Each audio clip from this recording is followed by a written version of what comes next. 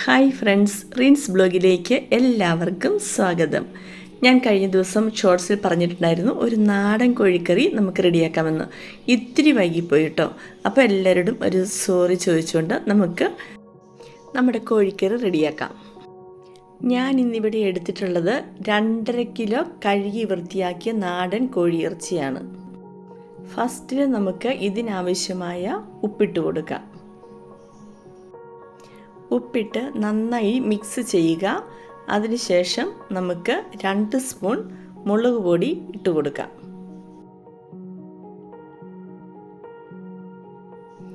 ഇത് കാശ്മീരി ചില്ലി പൗഡറാണ്. ഇത് നമുക്കൊരു 3 സ്പൂൺ ഇട്ട് കൊടുക്കാം.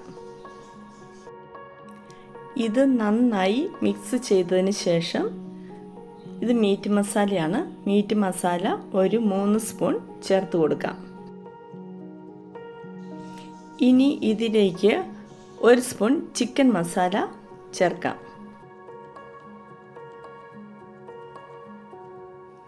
ഇനി ഇതിലേക്ക് 1 സ്പൂൺ മഞ്ഞൾപ്പൊടി, ആവശ്യത്തിന് കറിവേപ്പില ഇത്തിരി മുന്നോട്ട് നിൽക്കുന്നത് നല്ലതാണ് കറിക്ക് ടേസ്റ്റ് കിട്ടാനായിട്ട്. അങ്ങനെ കറിവേപ്പില ഇതെല്ലാം കൂടെ ഇട്ടതിന് ശേഷം നന്നായി മിക്സ് ചെയ്ത് റെസ്റ്റ് ചെയ്യാൻ വയ്ക്കുക. ഇനി ഈ സമയം കൊണ്ട് നമുക്ക് കുറച്ച് വെളുത്തുള്ളി, ഒരു 2 കുടം മതിയാവും, ഒരു 4 സബോള, ഒരു അരമുറി തേങ്ങ അരിഞ്ഞത്, അരമുറി തന്നെ ഇല്ലെങ്കിലും കുഴപ്പമില്ല, ഇതെല്ലാം കൂടെ അരിഞ്ഞ് എടുക്കുക. തേങ്ങ ഇഷ്ടമില്ലാത്തവരെ ഇട്ടില്ലെങ്കിലും കുഴപ്പമില്ല. എനിക്ക് ആ ടേസ്റ്റ് എനിക്കിഷ്ടമായതുകൊണ്ട് ഞാൻ ഇത്തിരി തേങ്ങ ഇടും. എല്ലാ സമയത്തും ഇടത്തില്ല. അപ്പത്തിനൊക്കെ കൂട്ടാനാണെങ്കിൽ അങ്ങനെ ഇടത്തില്ല. അല്ലാതെ ചക്കയ്ക്കോ കപ്പയ്ക്കോ കൂട്ടാനാണെങ്കിൽ ആ ടേസ്റ്റ് എനിക്കിഷ്ടമാണ്. ഇനി റെസ്റ്റ് ചെയ്യാൻ വെച്ച ചിക്കൻ പീസിലേക്ക് നമുക്ക് ഫസ്റ്റിലെ തേങ്ങ അരിഞ്ഞത് ഇട്ട് കൊടുക്കാം. ഇനി ഉള്ളി അരിഞ്ഞു വെച്ചത് അതിൻ്റെ പാതി ഇട്ട് കൊടുക്കാം.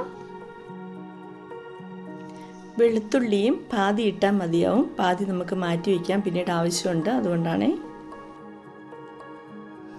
അടുത്തത് നമുക്ക് ഇഞ്ചി ഇട്ട് കൊടുക്കാം. അതും പാതി ഇട്ടാൽ മതിയാവും.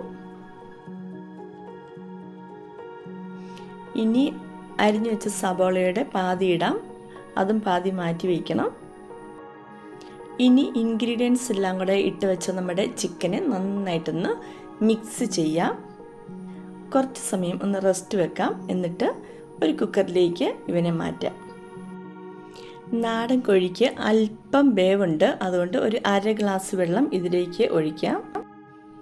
ഇനി അടുപ്പത്ത് വെച്ച് നമുക്കിവനെ വേവാനായിട്ട് അനുവദിക്കാം. ആ നേരം കൊണ്ട് നമുക്ക് മറ്റൊരു പണിയുണ്ട്. ഒരു പാത്രം അടുപ്പത്ത് വെച്ച് അതിലേക്ക് ഒരു 4 സ്പൂൺ ശുദ്ധമായ വെളിച്ചെണ്ണ ഒഴിച്ചു കൊടുക്കാം.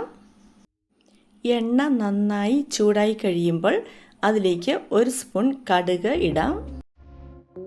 കടുക് പൊട്ടിയതിന് ശേഷം കരിയരുത്, അതിനു മുൻപ് തന്നെ അതിലേക്ക് കുറച്ച് കറിവേപ്പില ഇട്ട് കൊടുക്കാം. ഞാൻ കറിവേപ്പില ഇല്ലെങ്കിലുണ്ടല്ലോ ഒരു കറിയും ഉണ്ടാക്കാൻ പോവില്ല. എനിക്ക് മടിയാണ് കറിവേപ്പില ഇല്ലെങ്കിൽ. കറിവേപ്പിലയുടെ സത്ത് എണ്ണയിലേക്ക് ഇറങ്ങിക്കഴിയുമ്പോൾ അതിലേക്ക് നമ്മൾ മാറ്റി വെച്ചിരിക്കണം വെളുത്തുള്ളി ഇട്ട് കൊടുക്കണം.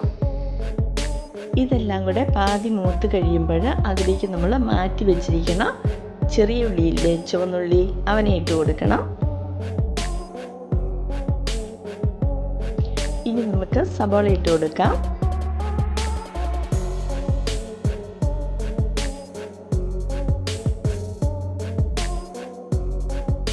സബോള പെട്ടെന്ന് വഴറ്റി കിട്ടുന്നതിനായിട്ട് അതിലേക്ക് ഇത്തിരി ഉപ്പിട്ടാൽ പെട്ടെന്ന് റെഡിയാവുന്നതായിരിക്കും. അതുകൊണ്ട് നമുക്ക് ഇത്തിരി ഉപ്പിട്ട് കൊടുക്കാം. ഇനി ഇവനെ എല്ലാം കൂടെ നമുക്ക് ഇളക്കി നന്നായിട്ട് വഴറ്റിയെടുക്കാം. ഇപ്പോൾ നമ്മുടെ കോഴി കുക്കറിലിരുന്ന് വിസിലടിക്കാൻ തുടങ്ങിയിട്ടുണ്ട്. 3 വിസിലടിച്ചാൽ മതിയാവും. അപ്പോഴേക്കും കറക്റ്റ് വേവായിരിക്കും. നാടൻ കോഴിക്കാട്ടോ. നമുക്കൊന്ന് തുറന്ന് നോക്കാം. ഇപ്പോൾ കറക്റ്റ് വേവായിട്ടുണ്ട്. നല്ല സ്മെല്ലൊക്കെ വരാൻ തുടങ്ങിയിട്ടുണ്ട്.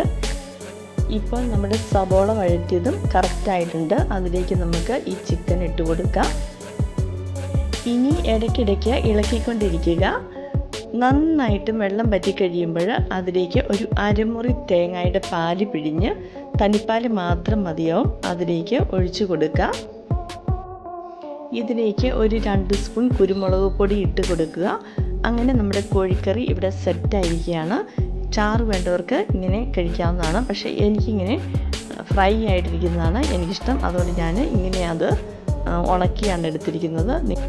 നിങ്ങൾക്ക് എന്താണോ ടേസ്റ്റായിട്ട് തോന്നുന്നത് അങ്ങനെ നിങ്ങൾക്കത് റെഡിയാക്കാം കേട്ടോ, കുഴപ്പമില്ല. ഞാൻ ഉണ്ടാക്കിയതുകൊണ്ട് പറയുമല്ല, കിടിലൻ ടേസ്റ്റാട്ടോ.